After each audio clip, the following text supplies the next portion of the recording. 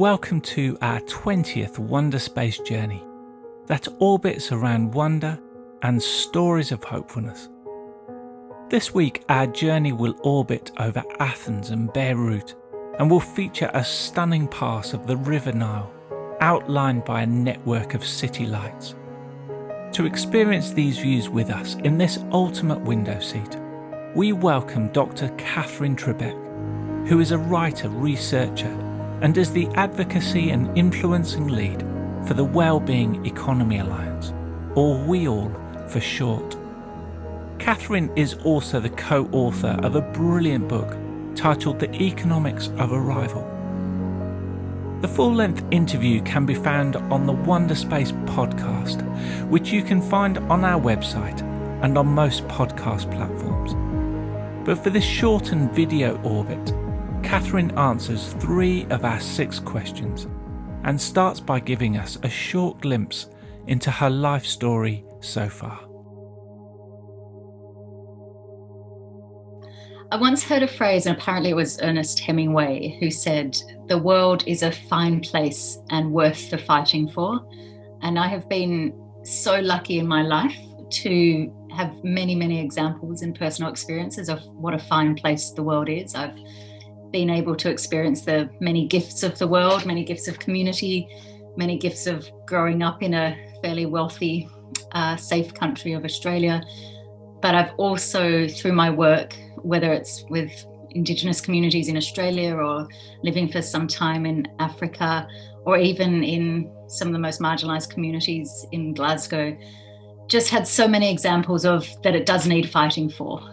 There's not enough that goes around and not enough distribution, and so often that's connected to the economy. And so in hindsight, I don't think I made very conscious career choices. I always thought about where do I want to be, what's interesting, never thinking about how do I get to the top of an organisation or anything like that. But I've always been driven by how can we really change the tide on vulnerability and power structures and blinkered thinking that despite this world of plenty means there's still so much suffering and inequality. So my work is all about trying to change our conversation about the economy and change the sort of policies and power structures that do so much damage to people around the world.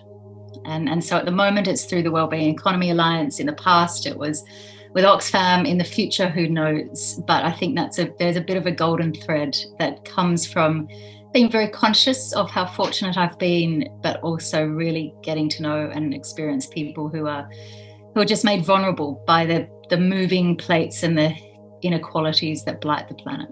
So the Wellbeing Economy Alliance, which rather beautifully shortens to WEAll, is all about connecting the amazing work that's already being done.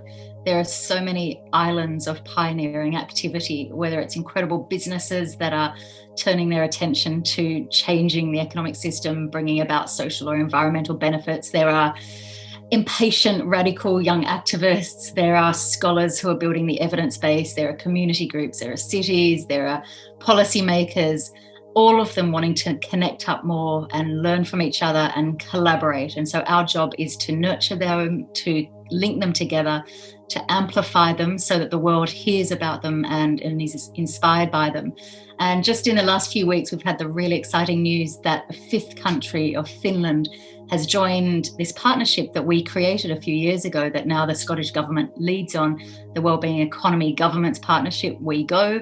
So that's Scotland, New Zealand, Iceland, Wales, and now Finland. And these are countries who really recognise that in the 21st century, development cannot be about how big's your GDP. It has to be about how much do you deliver for people and planet. But they're also united by a humility that none of them have all the answers. So they want to learn from each other and collaborate on that change that we all know is so necessary.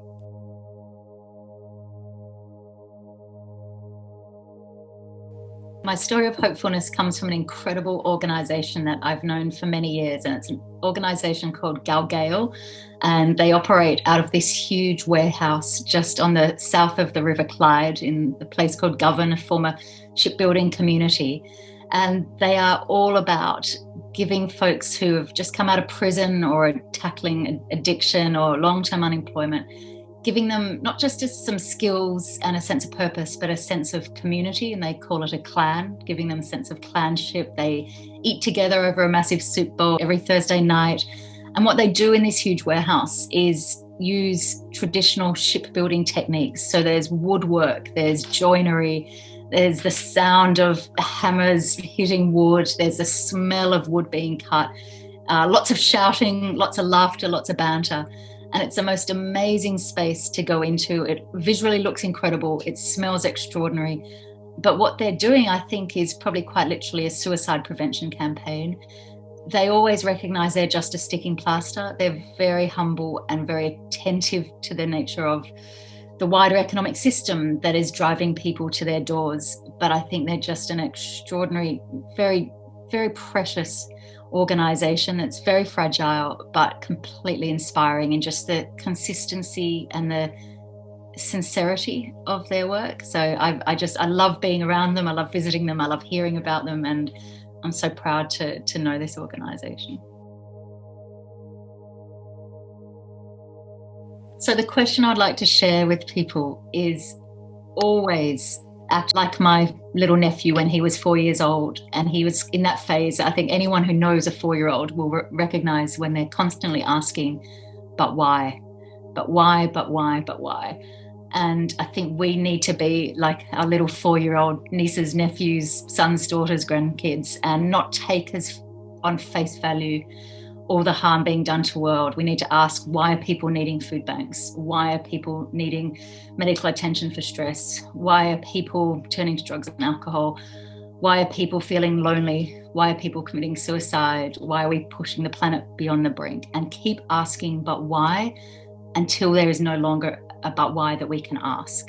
And that takes us to the territory of how we've designed our economic system, and take with that the ambition to be more ambitious, to raise our gaze from just treating the symptoms of an inhumane economic system. Helping people survive and cope is humanitarian work, and it's wonderful and necessary. But how can we go beyond that? How can we really go upstream? And we'll only do that when we be like my little 4-year-old nephew and ask, but why?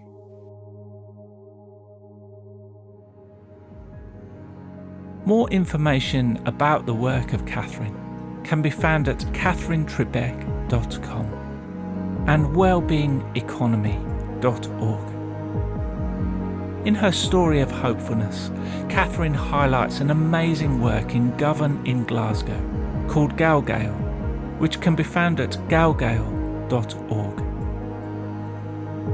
To join the Wonderspace community and share your own wonders and stories of hopefulness, or to listen to the previous 19 interviews, the website is ourwonder.space. I want to thank Katherine for joining us in this Wonderspace journey. Next week we will be joined by a wonderful activist and creative from Damascus in Syria. I hope you can join us then.